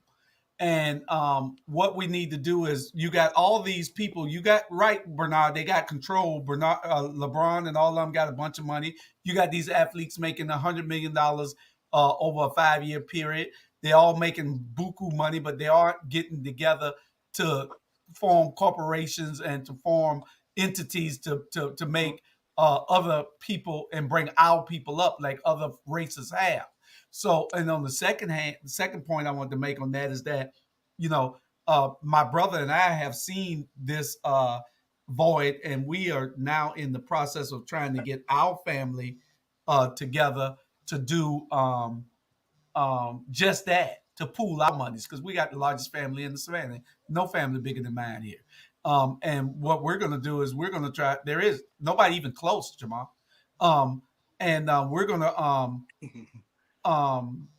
I'm being serious, 2-1. We outnumber everybody here. And so we're going to be trying to get our people together to try to pool our monies to do things. So that's one of the things that we're going to be trying to do. And I implore everybody else to try to do the same. We got 2 subjects left, really 3, but we need to get to them real quick because we got about 15 minutes. One of them is, why are our kids killing each other and over what? And I bring this up because we've been talking about it recently, and we got to keep talking about it because we can't just talk about it and make it a soundbite and not address it every time. Our kids are killing themselves, each other on the streets every day. And it's a sad situation. Most times, and I had one youngster tell me that most times they're killing each other over one smashing the other one's girlfriend. What kind of mess is that? If y'all know what smashing mean, having sex with the other one's girlfriend, and they have had plenty of deaths because of that. Is it gang related? What is it? Beefs that these kids have. What could make you want to go and shoot this kid over here? We got some tough subjects that we need to address. And if we don't get to them tonight, we're going to get to them next week, because especially the main one that I wanted to talk about black people. And we're going to address this to black people. It ain't just about, I want white people to understand. We're not here to talk about nobody. We're trying to make our race equal on the same playing field with everybody else. And that's what it's all about. We need equity in this country. And that's what, if we don't start talking about it, then, and if everybody else is ashamed to talk about it, nobody's going to talk about it, and then we lose. We're going to be in the same situation as we always were. So where do we go from here? We're going to start this one off with, why are they killing each other, Professor Torre?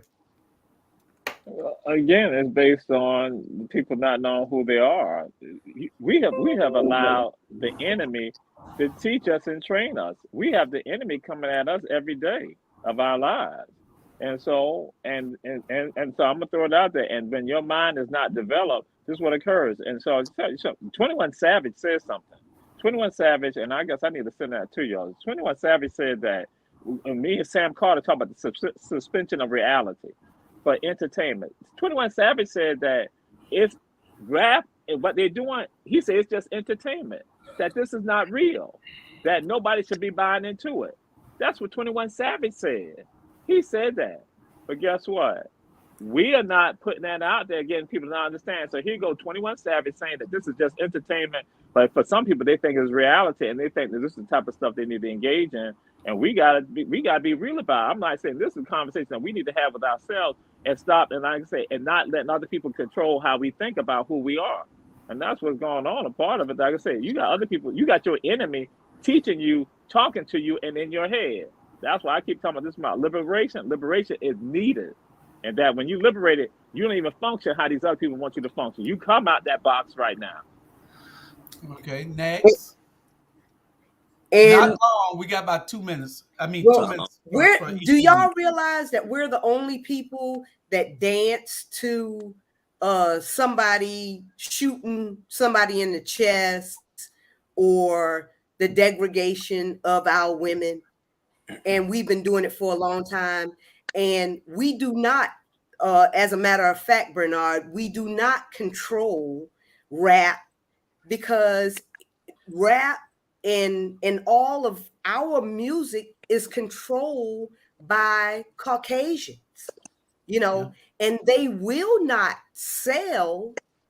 If we try to go on and sell clean rap, they wouldn't produce it. They don't want it.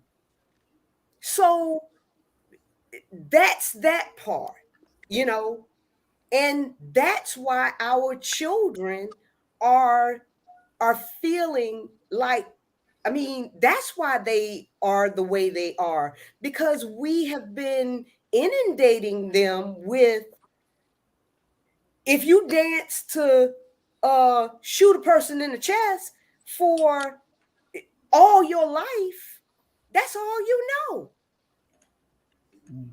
Okay, next. That's all I can say. Yeah. You know what? I'm gonna say this. If I was a little black kid or a little kid, I'd be depressed. I would be depressed. You know what? Because I'm 60 years old and I'm damn depressed.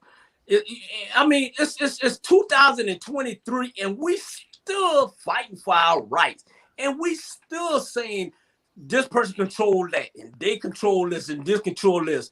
Man, if it's driving me crazy, that's a man and some little kid 4 years old sitting around listening to all that.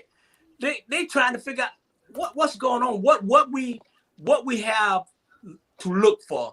If this what we live in, if this is the society we living in, and I'm being strictly honest.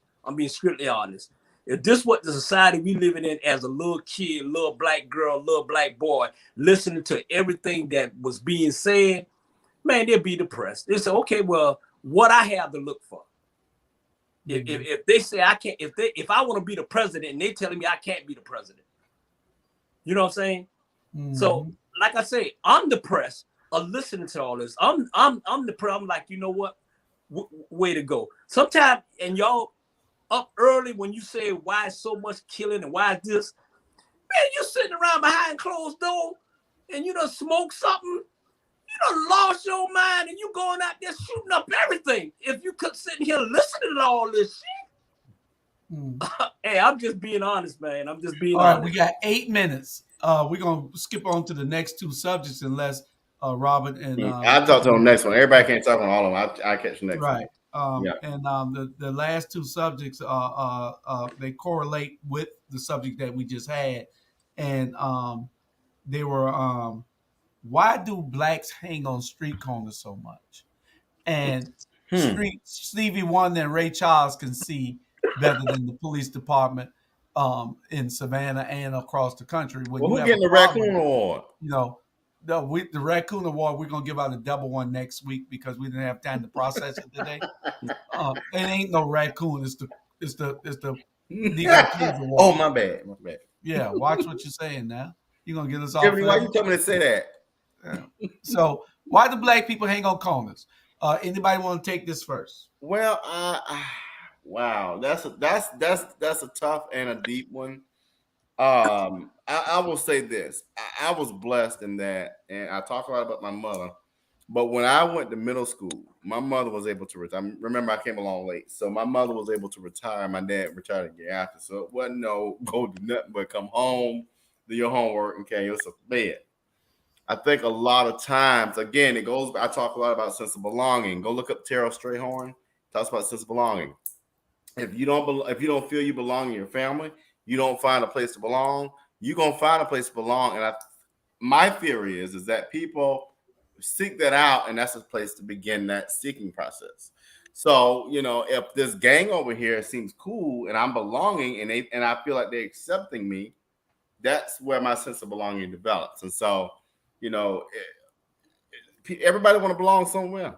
I just hate this. It's been going on forever, Robert. We got to find a way to solve this problem. Well, we gotta start pulling our resources together. And again, our communities focus on the wrong bull crap. It profiles our kids. It subjects our kids to unneeded police searches because they're on the corner. No, I agree. But when are we going to get city council people, county commissioners to say church leaders, nonprofit leaders, and stop blaming mommies and daddies and stop complaining and stop not doing anything and start blaming the problem, which is the government?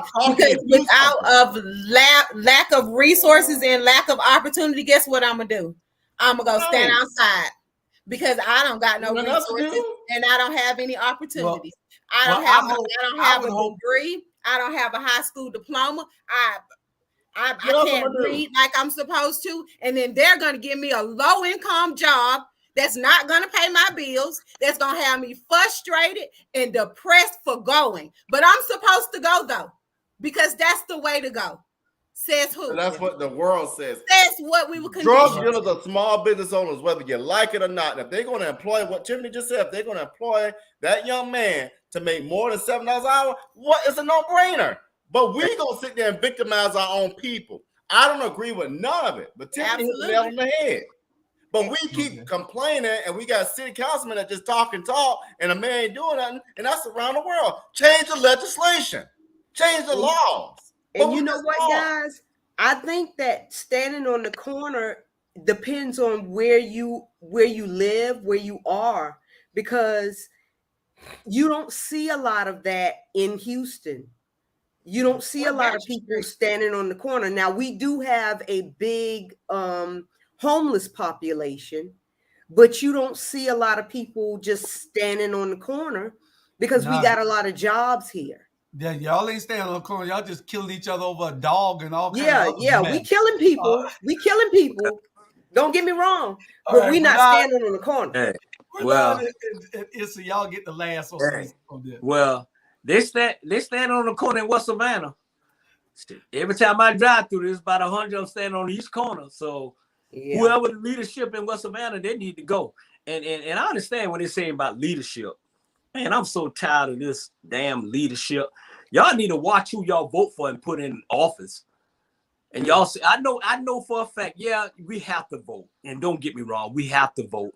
We have to make a difference. And you have to go to the poll. But if you got a jackass on your left and you got a jackass in your right, then you just what? You period. Jamal, we got jackass sandwich. Go ahead, Jamal. I will share that and see when people talk about standing on the corners or being on the corners, that was a part of my growing up. We were on the corners. We hung out on the corner. We hung out. That's what we did. We hung out on the corner of the church. And I taught folks, the neighborhood that I came out, Dodge City, that the kids in the neighborhood, that's why. So for me, it's not anything foreign. And Lord, he froze up. And for real this time. Somebody called me. But my daddy, they also hung out in the corner. I'm talking my daddy, this is in the 90s. They are, and going to the 2000s, they on the corner. You got elderly brothers. So that it turns into something else when we make it more corrupt with regard to the issues that's going on, those social dynamics. But then that has always been a part of our experience. Right now, in fact, a lot of people don't hang on the corners or hang on their porches anymore. People ask the question, why? Because you're not in the house playing games. And that's why you have children now who are obese, children who are not healthy. So I'm just saying that hanging on the corner is not necessarily something detrimental to us. Yeah. It's been a part of our story. Well, yeah. And you're correct. And we got to change that narrative because they're being targeted by standing on these corners. Ivan, you say a great thing. We used to stand on the corners because we thought the girls would walk by. And that's the truth. Yeah. Bernard, didn't we stand on the corners because we thought the girls would come by? When me and Bernard was growing up in West Savannah, we thought the girls would come by. We didn't, you know, some of the guys would be smoking a cigarette, but we didn't smoke marijuana back then. Some of the guys would be smoking a cigarette. Some of the guys would be drinking some Boone's Farm. That's what Jamal used to be doing out there, drinking that Boone's Farm. Since he's gone, I can talk about it now. By the church. So, by the church. So, so we thought that's what was happening, you know, so I don't know, you know, we got to change that narrative. We got to get in and try to make sure that, we change that pattern that has been in existence forever. I didn't hang on the corners. My mom wouldn't let me hang on the damn corners. Yeah. I went to football practice. I came back and I had to clean the oven. I went to football practice. I came back. I had to mop the floor, clean the bathroom. Yeah. You know, we had chores to do. So, like Rebecca say, who this is? Banoski Sam says, new messaging. Yeah, we got to have some new messaging for these kids. Yeah. But anyway, I'm glad y'all came. We got Unjust starting next. Y'all need to watch Unjust. It is a great show. Our host is out of Atlanta, Shantae McLaughlin. And Robert, if you don't mind, if you can start that show. I already got it set up. I just talked to her. Okay. And we'll see you all next Friday. I mean next what the day is? Wednesday. We'll see you next Wednesday with another edition of the Rabble. We appreciate y'all tuning in. When Charlie coming back? Who? Charlie. I talk to Charlie every day. He needs a computer. He said he's coming back. He can't wait to tell y'all off. He said because y'all been mean to him, and he gonna tell all y'all off, especially that Bernard Brown who's supposed to be his cousin. So anyway, we will talk with you all later, and y'all watch Unjust. Is coming up next. Share. We'll get with you all next week. And don't forget our shows tomorrow. We got 4 shows tomorrow. We got 4 shows Friday. We got 3 shows on Saturday. Bernard Brown, you are moving to Saturday, right? Saturday at 10 o'clock, America After Dark. Saturday at 10 o'clock, America After Dark. Don't forget to tune in. We'll catch y'all a little bit later. Robert, I got it. All right. See y'all later. All y'all invited. Sonya, all y'all invited. Okay, all y'all invited. This Saturday? Tiffany, you can't come until after the election. You can't come to after the election, Tiffany. All right. We'll move. Send Courtney. Send Coco. We want Coco on Saturday. All right. Love y'all. Be good. All right, y'all.